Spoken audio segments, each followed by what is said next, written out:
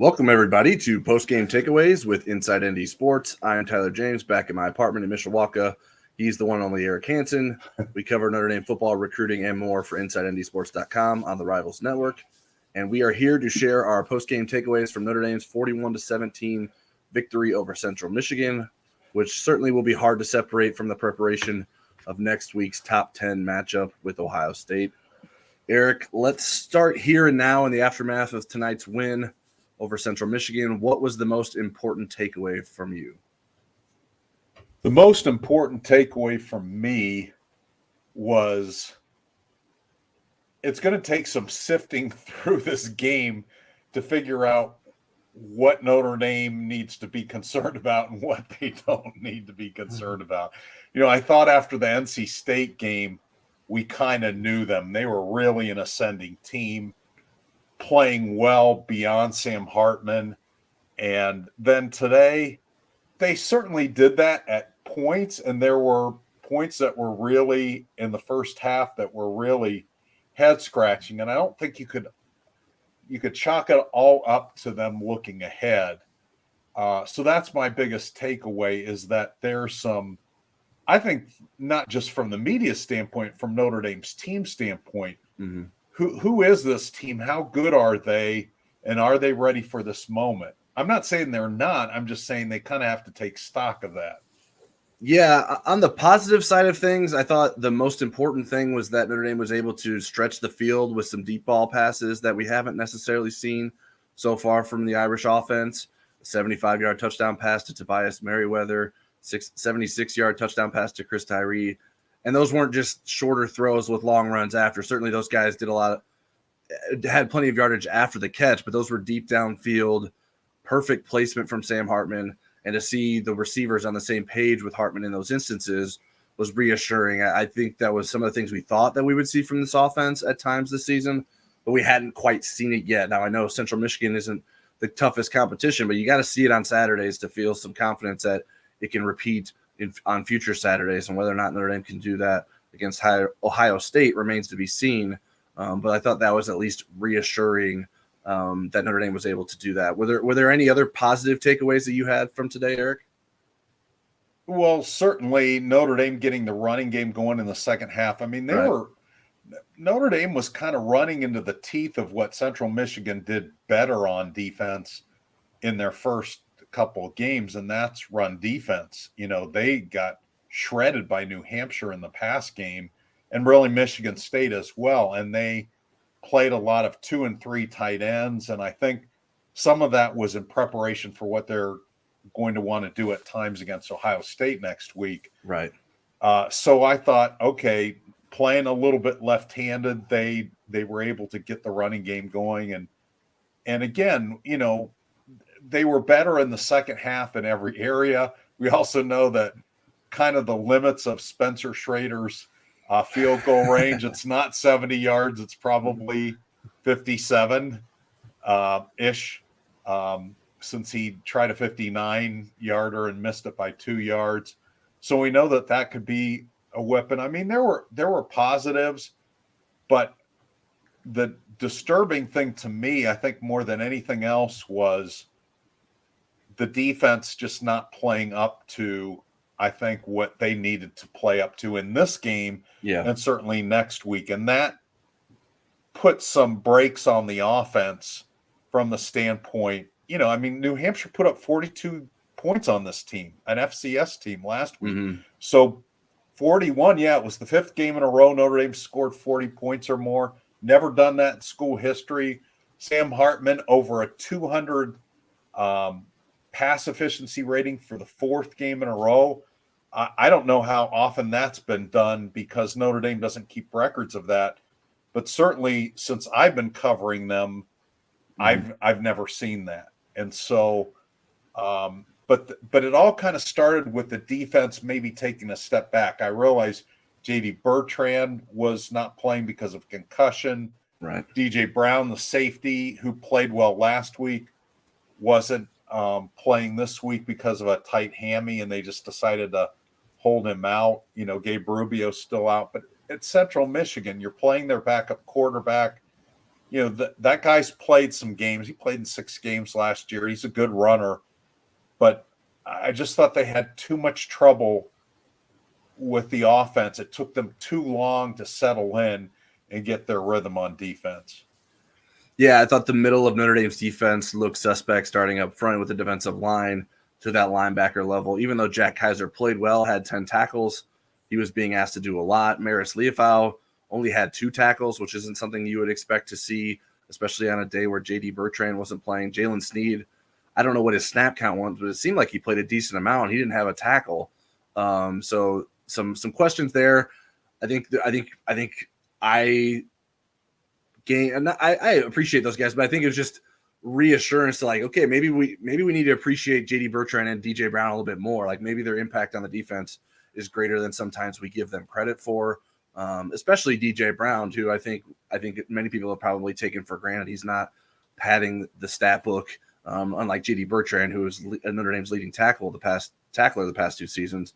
But I just think getting those guys in the right spots, I think it takes some pressure off of the other guys, and maybe they can play with more confidence when those guys are out there. So hopefully for Notre Dame's case, or for Notre Dame's sake, that is the case, and that if and when those guys return, that Notre Dame can play at a higher level defensively, because I thought it was a different performance from the defense than we've seen throughout the season so far. And even Howard Cross has been very active with tackles. He was pretty quiet today, relatively. I think he drew at least 1 holding penalty, but I thought sort of on all 3 levels up the middle that Notre Dame looked a little suspect. And then at times that came against Notre Dame losing some contain, I think maybe when they were trying to overcompensate for some of the issues they were having inside. And certainly missed tackles played a role there. Jack Kaiser spoke about that at length today, and that's something they have to fix.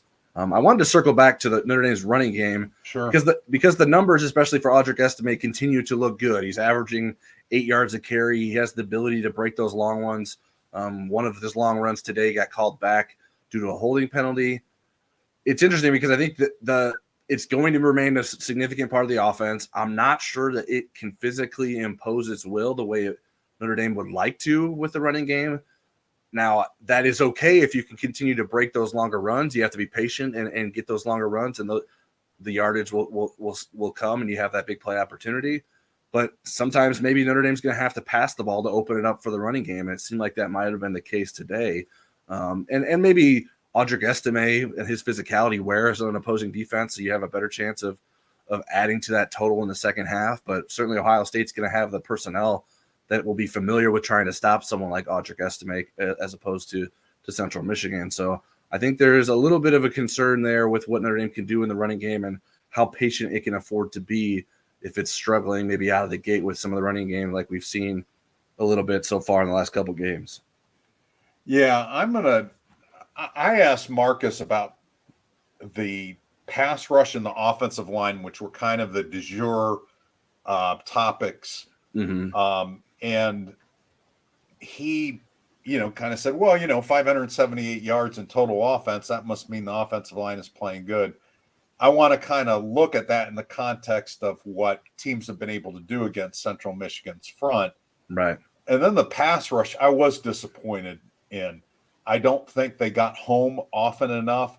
The 2 sacks came from non-defensive linemen. So they have 6 on the season. And, I think Jack Kaiser got 1 and Thomas Harper got 1 today, if I'm remembering correctly. Yeah, a big one. He hit the quarterback hard. Yeah, and Jack Kaiser knocked the ball loose. Central Michigan fell on it. But that quarterback was way too comfortable, and he really took advantage of the pressure at times. He was able to, stand in there and find somebody down the field for a big gain. And those were kind of disturbing plays because Kyle McCord is not as mobile as Jace Bauer, but he is got way better receivers on his team. Yeah. And he is a big time arm talent, at least. So he's not a dual threat, but it's one of those games where, in the second half, they took care of business. But when the biggest cheer of the day is from a guy dancing with his shirt off in the student section, that's not always the best sign. Yeah, with the pass rush, I don't know. This might be taking a leap and calling it frustration, but the fact that two defensive linemen got roughing the passer penalties against them, you wonder if like maybe that's some frustration of not being able to get home at the quarterback, and you're trying to do too much, even after the quarterback has gotten rid of the ball, because maybe you're just not imposing your physicality on that quarterback the way you would like to. So I think today was Riley Mills and Joshua Burnham with penalties, and they were both, I just thought, sort of unnecessary pushes. They weren't even like hitting the guy a little bit late that were even I just think in both situations, like they weren't the worst hits, but it's like the ball was let go. You didn't need to hit the quarterback. And so a lot of times referees aren't going to give the defenders benefit of the doubt against the quarterback in those situations. So that sort of points to another maybe growing concern with Notre Dame with its problem with penalties. 8 penalties for 72 yards today. Yeah. It gave Central Michigan 3 first downs, accounted for 72 yards. That was CMU had 268 offensive yards total, so 72 yards of penalties is a 26% increase on top of that. That is not what you can do against a team like Ohio State, and that follows up a 10 penalties for 82 yards performance against NC State. So I think Notre Dame needs to clean that up. I don't know. I know some fans will be like, well, and even some unbiased folks would say, well, I don't know how good the officiating was, but you can't rely on the officiating getting any better. So you have to take some things out of question so they don't so you don't put the refs in position to call penalties on you. And that's something that Notre Dame is going to need to clean up going into the Ohio State game next week. The one thing I'd like to say in closing, unless you wanted to talk some more, is go ahead. Is that I do think Notre Dame has it in them to be in this game and take it to the fourth quarter and have a chance to win in the fourth quarter. I think they have the talent. I think they have the wherewithal. I think Sam Hartman gives them that advantage of being in this game. But they're going to have to be next week like they were last week against NC State, where everybody else lifted their game up to match Sam Hartman. Yeah, I think you have to be firing on all cylinders to win a game like this against Ohio State. You look at the Clemson game last year. Certainly Clemson's offense wasn't as potent as Ohio State's could have the potential to be. But the special teams came through and sparked something for the team. So is there a moment there that Notre Dame can? There haven't been a lot of big special teams plays for Notre Dame so far. You have the Jason Anier blocked field goal. Certainly Spencer Schrader has shown his leg in a couple of instances on field goals, but maybe there's something there that can happen for Notre Dame. You need a spark. Maybe you can live off of a big pass play from Sam Hartman early, but you can't sustain that for the whole game. You got to have everyone contributing to beat a team like Ohio State. And I think Notre Dame just needs to – I agree. Notre Dame certainly has the potential and the talent to beat Ohio State. I think you can go into the game confident that Notre Dame has the guys that it needs to be able to beat Ohio State, but it has to get those top-level performances out of a lot of those guys in order to be able to come through in that kind of moment. So we will see if Notre Dame can do that on a big stage. College Game Day will be there from ESPN early in the day, and then obviously a 7:30 p.m. Eastern kickoff on NBC with a lot of folks watching Notre Dame versus Ohio State. And you don't have to watch on Peacock, although if you prefer to, you certainly can. But I imagine folks might not want to do that after doing that this week. So do people like come to the game day stuff and then go find a place to take a nap and then come back for the game? Yeah. That's a long day. Yeah, make sure if you're planning on drinking all day, make sure you have some caffeine to go with that or find room for a nap. Yeah, it is a long day. I'm glad I won't have to be there super early because we have a long night after the game on top of that. But I am very looking forward to what that game looks like and seeing how Notre Dame matches up against a top 10 opponent in Ohio State. All right, that'll do it for our post-game takeaways. Make sure you check out the rest of our post-game coverage over on InsideNDSports.com. Hit the like button here on this video. Share your biggest takeaways in the comments. And make sure you are subscribed to us here on YouTube. We will be back on Monday for our Football Never Sleep show live at 7 p.m. Eastern. And enjoy the rest of your weekend.